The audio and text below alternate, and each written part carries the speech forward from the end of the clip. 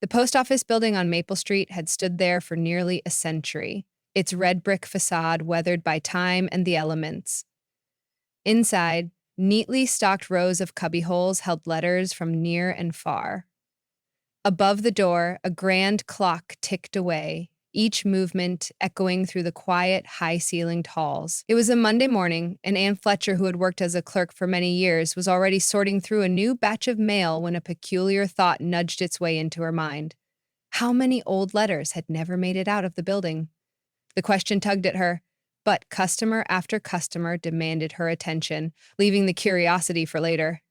That evening, after she had closed the shutters on the service counter and locked the doors, Anne decided to linger. Usually, she would go home to her small apartment across town, where her cat waited, but something compelled her to stay.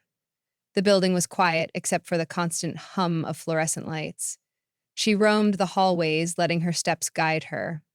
Eventually, a far corner in the basement caught her eye, a room used for storage, stacks of old boxes lining the damp walls, some with labels so faded that the words were illegible. It felt as if time had forgotten this place. She started looking through the boxes, mostly old forms and documents that were decades out of use. But then, hidden beneath a pile of yellowed newspapers, she saw a small wooden chest. The lock had rusted away to near oblivion, allowing her to pry it open with little effort. Inside, she discovered a bundle of letters tied together with twine. Their envelopes looked fragile, addresses scrawled in handwriting long out of practice. All bore postmarks ranging from the 1940s to the 1980s, some barely legible. One by one, Anne lifted them out, noticing they were never marked as returned to sender or unclaimed. They had simply stayed here, forgotten for decades. She sat cross-legged on the dusty floor, her heart fluttering. While postal regulations typically forbade reading mail that wasn't addressed to you, Anne felt an acute sense of duty.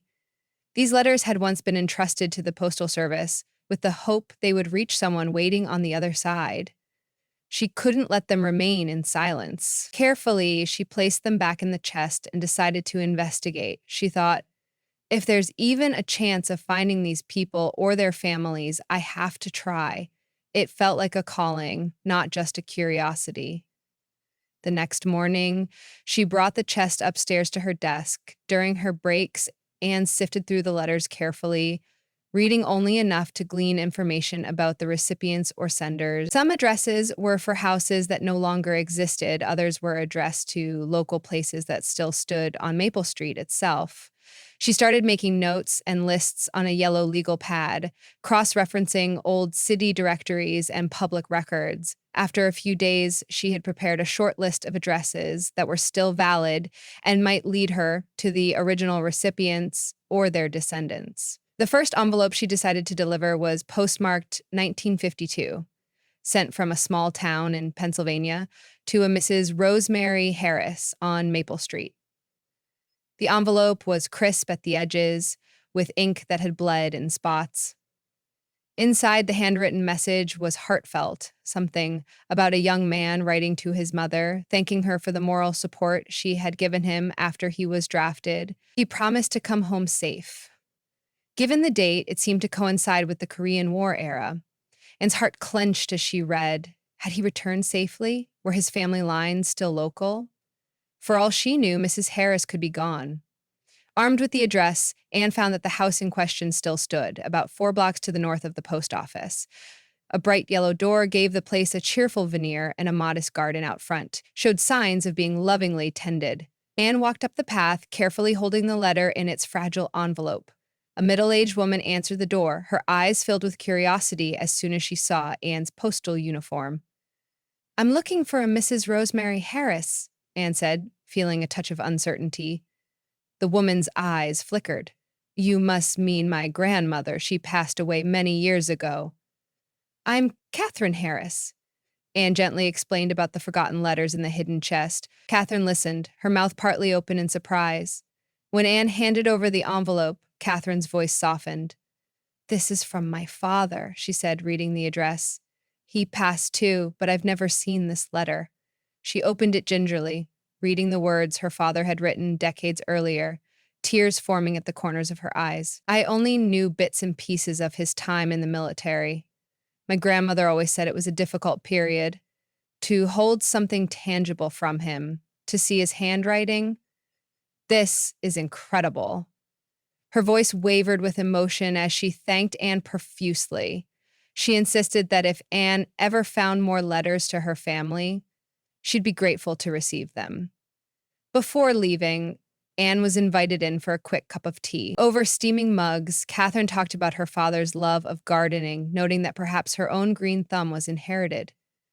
The air felt warm with connection, and Anne left feeling a lightness in her chest, a validation that her efforts mattered. Word spread in the small community about the post office letters, and soon local residents began asking if Anne or anyone at the post office had discovered any addressed to them or to relatives they knew about. However, regulations and privacy had to be observed. Anne kept her mission discreet, focusing on the letters she could confirm and deliver without intruding on personal matters.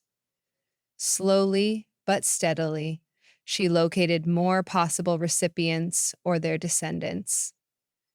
One day, Anne found an envelope with the name John Beckett written in a careful, slanted script.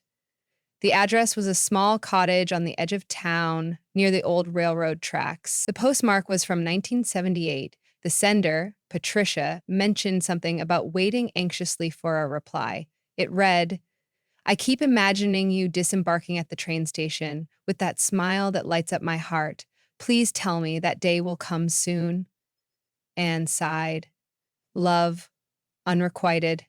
She wondered if John and Patricia had ever reunited. Questions overflowed in her mind. Without delay, she used the phone directory and found that a John Beckett still lived in the same cottage. She wasn't sure if it was the same person or perhaps a son bearing his father's name. Nonetheless, she carefully wrapped the letter and drove out to the address at the end of her shift. The cottage was shrouded in tall, wavy grass, the paint peeling in places as if time had slowed down there. When John Beckett opened the door, Anne found herself face to face with a man in his late 60s. He had the look of someone who once smiled readily, but had grown accustomed to quiet days. She explained her purpose, and his eyes widened with a mix of disbelief and longing. "Patricia," he whispered, touching the letter's faded ink. "I remember these days like they were yesterday." He invited Anne in, offering her a seat on an old armchair while he carefully opened the envelope as if it held a piece of his own heart. The note promised love, a future, hints of a life they had dreamed of building together. As John read, tears welled in his eyes. He explained that Patricia had moved to the city decades ago. For a while, they exchanged letters, but eventually the correspondence stopped without warning. He never knew why. "Maybe she gave up on me," he said quietly, "or maybe a letter got lost. I never knew, until now." He held the letter to his chest. "At least I can see how much she cared, even after all these years." They spoke for a time, John reminiscing about summer picnics and walks along the railway, how Patricia used to tuck wildflowers in her hair. He admitted that he never married. He continued to live in the same cottage, near the same railway, imagining Patricia might one day show up. A wave of sadness and hope merged in his expression. Before Anne left, he asked if there were any other letters. Anne promised to check the chest again, and John thanked her as though she had reunited him with a prized memory he believed was lost forever. By then, the chest had become Anne's passion project. It was more than just delivering old mail, it was about forging connections lost in time. After she finished her shifts, she would sit in her tiny home office searching through old newspapers, telephoning genealogical societies, or browsing historical records. It wasn't always easy. Some letters had addresses leading to demolished buildings, or the addressees had moved far away with no clue where they ended up. Others contained only cryptic references that left her guessing. Still, for each success story, Anne felt an expanding sense of purpose. Among the stack, one thick envelope stood out. It was decorated with vibrant doodles of flowers and stars, addressed simply to Penny, care of a children's home. The return address was from somewhere a few towns over, marked 1965. When Anne carefully opened the letter to see if any forwarding information was inside, she discovered a series of hand-drawn pictures by a young girl, dotted with hearts. The text read, "Penny, I miss you so much. The new house is okay, but you're not here with me. I hope we can be sisters again one day." There were references to the two girls' time living in the children's home, side by side. The name Amanda was scrawled at the bottom, next to a small heart. The children's home mentioned on the envelope had closed in the 1970s, replaced eventually by a new foster care center in the neighboring city. Anne spent hours on the phone trying to track down old records. She grew frustrated when the lines of inquiry ended up at a dead end, as if no one had the files anymore. But then a lead emerged. A historical society building had boxes of documents from the defunct children's home and left work early one day, determined to comb through them. Inside a musty storage room, an elderly archivist named Mr. Grant helped her open boxes and scan through typed lists of children who had been placed in that home. The forms, many with only first names, indicated Penny had been placed there in 1960 and eventually adopted by a family named Thompson in 1967. With that, Anne had a clue. She found a record of a Penny Thompson moving to the next county in the 1980s. With some more detective work, she discovered a number for a Penelope Thompson who might be the right person. Taking a leap of faith, Anne dialed the phone. A crackly voice answered. "Yes, I'm Penny," it said with mild curiosity. Over the phone, Anne explained the situation. There was a gentle silence, followed by a soft intake of breath. "Amanda," Penny said, her voice trembling slightly. "We were inseparable. I was older by 2 years, so I remember more. We promised to keep in touch, but after I got adopted," her words trailed off. "I never knew she wrote to me or that she tried to find me." Anne could almost feel Penny's tears through the line. They arranged to meet in person. A week later, Penny arrived in town, stepping through the post office doors in a light blue coat. The moment Anne handed her the envelope, Penny held it as if it were a fragile treasure.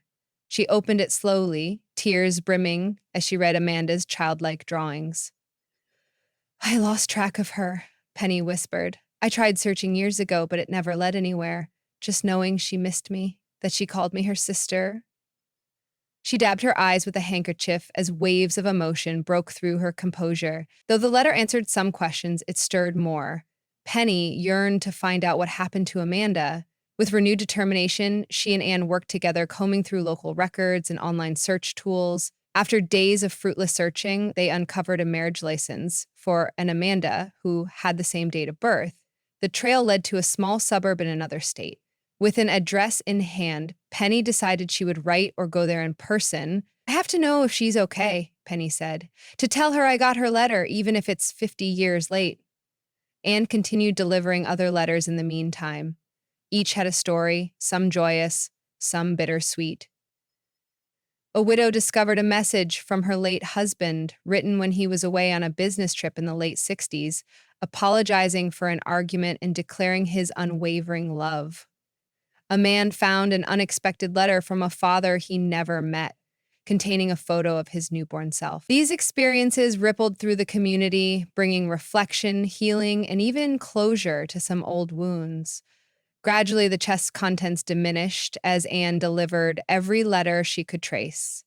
Each successful delivery felt like restoring a piece of history, bridging the years between hearts separated by unintentional silence. Every so often, Anne would pause to marvel at how these letters, once abandoned in the dark, had the power to move entire families to tears, to forgiveness, to laughter. She realized that while technology changed, the timeless connection people felt holding something loved ones wrote in their own handwriting had an irreplaceable magic. Her role in the community shifted subtly. People no longer viewed her solely as the quiet clerk behind the post office counter. They recognized her as someone who genuinely cared, a custodian of old stories. She received warm smiles and kind words on her routes. On more than one occasion, she found small gifts waiting for her at the post office: baked goods, crocheted scarves, even handmade thank you cards. The walls that often separated strangers slipped away, replaced by a sense of collective appreciation for the kindness that Anne brought with every delivery. One autumn day, a letter came to the post office addressed to Anne Fletcher, Maple Street Post Office. It was a neatly scripted note from Catherine Harris. She wrote that after reading her late father's words, she felt a renewed bond with him. She was surprised by the comfort that a single letter could bring and wished to express her gratitude again. Enclosed was a pressed flower from her father's garden and a heartfelt note. The gesture reminded Anne that simple connections could resonate for a lifetime. As the season changed, Anne frequently thought about Penny and her search for Amanda. Eventually, Penny returned to town, walking into the post office with a bright, charged energy. She handed Anne a faded postcard. "I went to find Amanda," Penny said, voice quivering with excitement. "She's alive and well. She never forgot me, but life happened. She thought I had completely moved on and didn't want to dredge up the past if it would hurt me." Amanda had been stunned to see Penny show up at her doorstep with a letter written so long ago. Over shared meals and laughter, the sisters bridged the years apart. They even decided to take a trip together, a testament to how, while time can separate, it can also kindle a new beginning. The final envelope in Anne's chest bore no name on the front, only an address. The postmark was from 1944, at the height of the Second World War. It had a swirling script that barely survived the decades.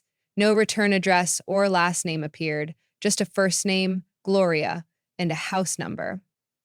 Anne found an old map of the town and realized the address matched a cottage that might still stand on the outskirts. She drove out one crisp evening, finding a charming old house with whitewashed walls and a picket fence, meticulously maintained. An elderly woman, perhaps in her 80s, answered the door. "I'm sorry if this sounds strange," Anne began, explaining her role and the found letter. "I'm looking for someone who might be connected to this address from 1944.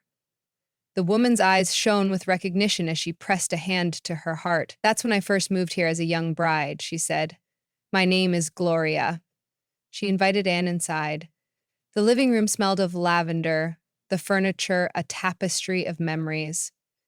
"I've lived here nearly all my life. My husband fought in the war and never came home. I was told he was missing in action. Sometimes I wondered if I'd missed something, like a last letter, but it never arrived." Anne handed Gloria the envelope. Her hands trembled as she opened it, revealing a short, handwritten note. It read, "My dearest Gloria, I am well, though everything around us is chaos. All I think about is our future together. I have a ring in my pocket and a plan for our wedding when I return. I love you more than words can say. Yours, George." Gloria let out a sob as she read the letter. She buried her face in her hands, shoulders shaking with the weight of decades of longing. Then she lifted her head, tears streaming down her face. "I always imagined he wrote me one last time," she whispered, "yet it never came until now." Anne's heart pulled. George never returned, yet he had carried a ring for her, dreaming of a life they could have shared. Gloria held the letter against her heart. "Thank you," she managed to say. "I needed this all my life. I only wish I could tell him that his love gave me the strength to keep going." She looked around the cozy home. "I kept this place going for us both, in a way." As Anne left, dusk settled over the small town. The sky was painted with shades of pink and orange, and the hush of evening made her feel the significance of each letter. It struck her that these old envelopes bridged not just physical distance, but emotional chasms that had lingered for years, even lifetimes. Memories and promises, heartbreaks and joys, waiting silently in the dark until someone cared enough to deliver them. With the last letter gone, Anne placed the now empty wooden chest in a corner of her office as a keepsake. Despite the countless hours spent on research and the emotional weight of some deliveries, she felt a profound sense of fulfillment. Each story she helped complete offered a new perspective on how deeply letter writing once bound hearts across time and space. In an age of rapid communication, many of those stories might have been lost, but for her intervention, they found their way home. Over the following weeks, she received sporadic messages from many of the letter recipients, each finding some new revelation or spark of gratitude. Catherine Harris wrote again to say she had set up a family album dedicated to her father's letters and was working on a memoir that captured his spirit. John Beckett mailed another envelope to the post office, this time addressed personally to Anne, containing a brief note saying he had actually found Patricia's phone number with Anne's help. She was in a nursing home in a nearby city. He planned a visit to show her the letter she wrote all those years ago, and to finally close the chapter on an unfinished love story. Penny and Amanda sent postcards from their road trip, both of them beaming in the photograph as if not a single day had passed without sisterly affection. Each new update warmed Anne's heart in ways she could scarcely describe. As time marched on, the story of the forgotten letters became something of a local legend. People in the community would share it with newcomers, telling them about the kind-hearted postal worker who had taken it upon herself to deliver mail decades past due. In those retellings, Anne was sometimes portrayed as a fairy godmother of letters, a whimsical caretaker of old stories waiting to be delivered. She found it a bit humorous, yet also endearing that such a simple act of compassion had touched people so deeply. For her, it wasn't just about old mail. It was about human connection, empathy, and the delicate threads that tie us all together across the years. She continued her daily duties, sorting new letters, guiding customers, ensuring parcels got to their rightful places. But beneath the ordinary tasks lay a renewed understanding of the Postal Service's historical role. It wasn't just a mechanical exchange of envelopes, it was a channel for love, regret, hope, and every sentiment in between. And for those letters she'd discovered, this role transcended time. Eventually, curiosity led Anne back down to the basement one final time. She wanted to ensure she hadn't missed a stray envelope. Wandering the same dusty corridors, she recalled the sense of discovery she felt on that first day. Entering the storage room, she turned on the flickering light, letting her gaze roam over the boxes. She opened a few, flipping through their contents. There were no more letters hidden away. A part of her felt a pinch of sadness that the search was over, but it was tempered by relief she had done what needed to be done. She retreated upstairs, closing the door on the silent basement. In the following weeks, whenever she heard the clattering of the mail drop or the sorting machines humming, she pictured the chest's letters now weaving themselves into the present. She wondered about how many more stories like these existed in other forgotten corners of old post offices, but she took comfort in the fact that at least here, in this little town, those letters had finally found their way. From that day on, Anne never lost sight of why she loved her job. She didn't just deliver bills and advertisements, postcards and packages. She delivered connections. And sometimes, if she was lucky, she delivered hope. The small community of Maple Street thrived on such connections. Around every corner, people carried the memory of that extraordinary time when old letters were found and brought new meaning to the lives of those left waiting. Yes, the ink had faded and the paper had yellowed, but the emotions within remained vibrant, as though no distance or span of years could ever truly dim the heartfelt words written long ago. And for Anne Fletcher, the kind-hearted postal worker, nothing was more rewarding than seeing those words bring light to eyes that had waited too long in the dark.